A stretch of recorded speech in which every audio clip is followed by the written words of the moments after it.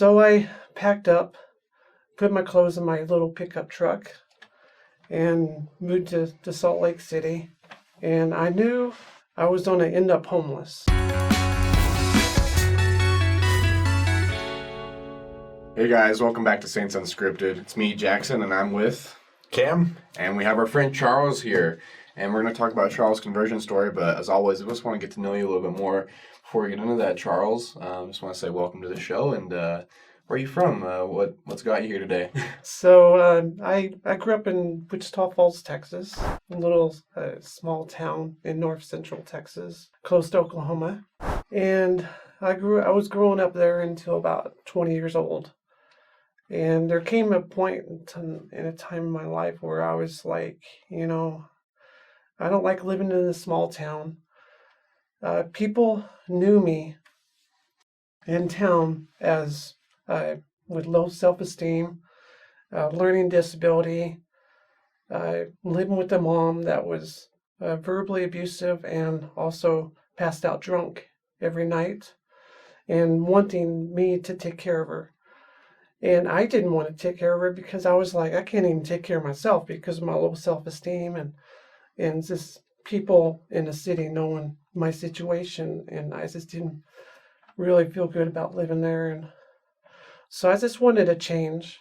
So I started looking around the different cities like Anchorage, Portland, Seattle, or Salt Lake because of the scenery, different scenery, mountains and snow. And so I did a little bit of research, and I decided to go to Salt Lake.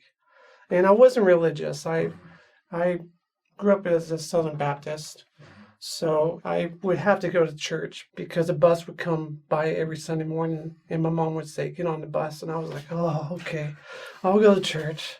But I didn't like it at all. So as soon as I got a job when I was 16, I stopped going to church.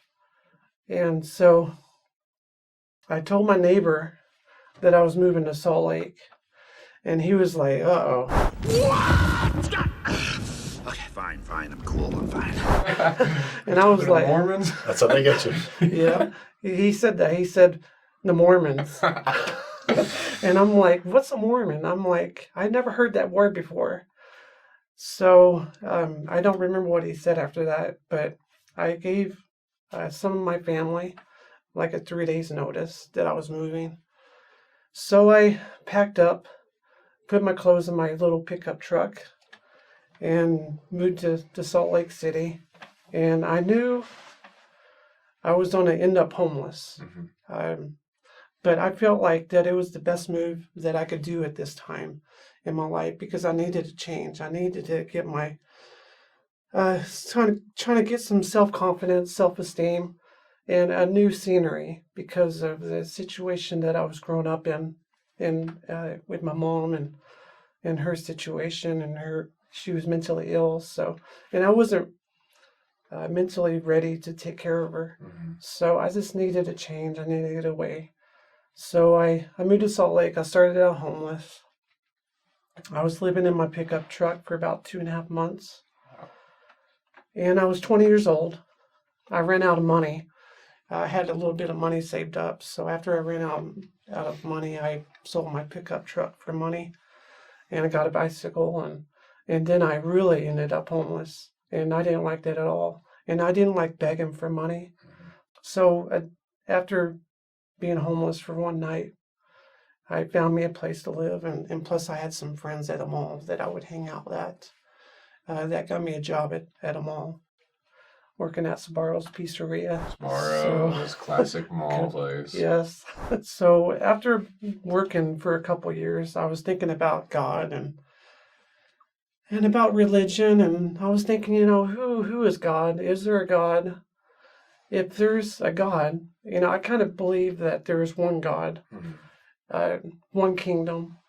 I didn't believe that all these churches around the world, thousands and tens of thousands of different churches around the world were all correct, because they all had conflict with one another. In history, there's been wars between religions, and I just didn't think God was like that. So if there is one God, one kingdom, then there would be more clarity and less confusion and no wars. So I didn't really know where to look. But I did start out with Christian because I grew up as Christian. So I started to do some research on what church to go to. So I started going to different churches in the Salt Lake Valley to, discover what they teach and stuff. And I went to one church, and this one lady invited me and to sit with her husband. She was kind of flirting with me. I was like, oh, boy, this is not what I'm looking for. Talk to the hand. Flirt to convert does not work. Yeah. So, but, I went to several different churches throughout the months, and I just didn't really feel any answers or any aha moments or anything special or any answers to my questions. So I had a private tutor. He was LDS, and my dad was paying for the tutor to help me learn how to read and write when I was a young adult. And so we talked a lot about the church. So I decided, thinking about, well, maybe I should give the LDS church a try. So right before I decided to go to church, Jehovah's Witnesses came by to my house, and they talked to me. So that was kind of strange that it happened.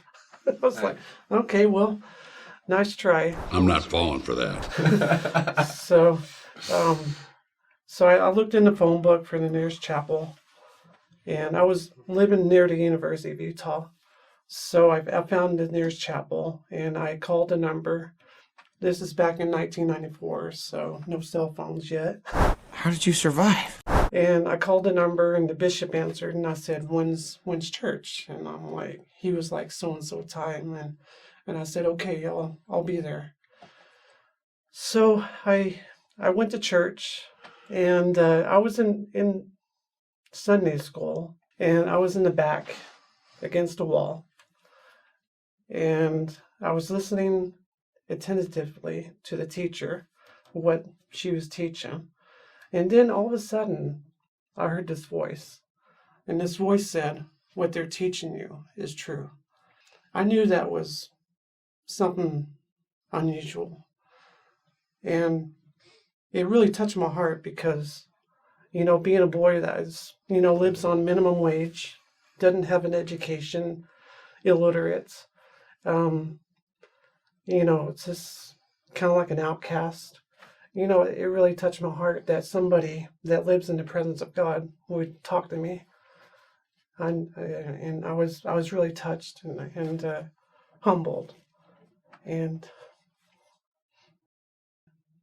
so I met with the missionaries and went through the discussions, and I was baptized 2 weeks later in the basement of the tabernacle, which right now they don't have the baptismal font there right now anymore. They took it away. That's special. When I was in the MTC, we talked about most spiritual experiences have some sort of an expiration date.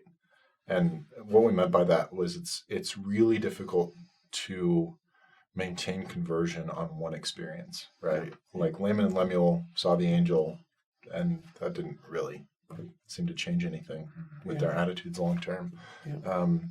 Was there anything that you've done since your baptism? What have you done to maintain that conversion and maintain your testimony? It's been a struggle. I mean, it has. I've been in a roller coaster ride in the church, but even when I was less active, I still did not go to another church because I remember that experience that I had when I first went to church and had that spiritual experience. It never left me. And plus I've had other spiritual experiences that has helped me to reconfirm that this church is true. Sounds like a lot of that was just the little things that we talk about. Read your scriptures, pray. Yeah. And what President Hinckley said, that everyone needs a friend in the church, right? Someone to support you. If you could give advice to those that are in a similar situation or investigating the church and looking into maybe learning more about the gospel, what would you suggest? My testimony has grown stronger than it has ever before in the last 12 months.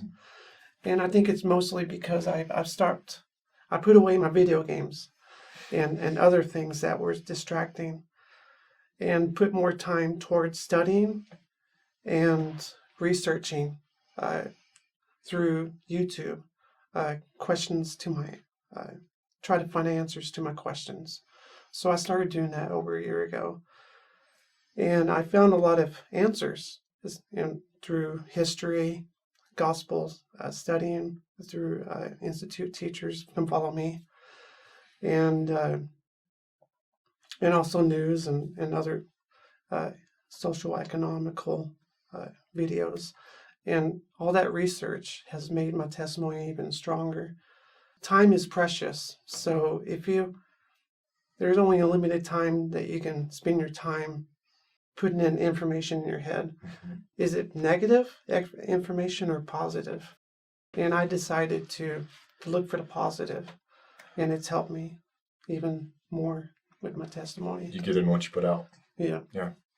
Thanks for coming on.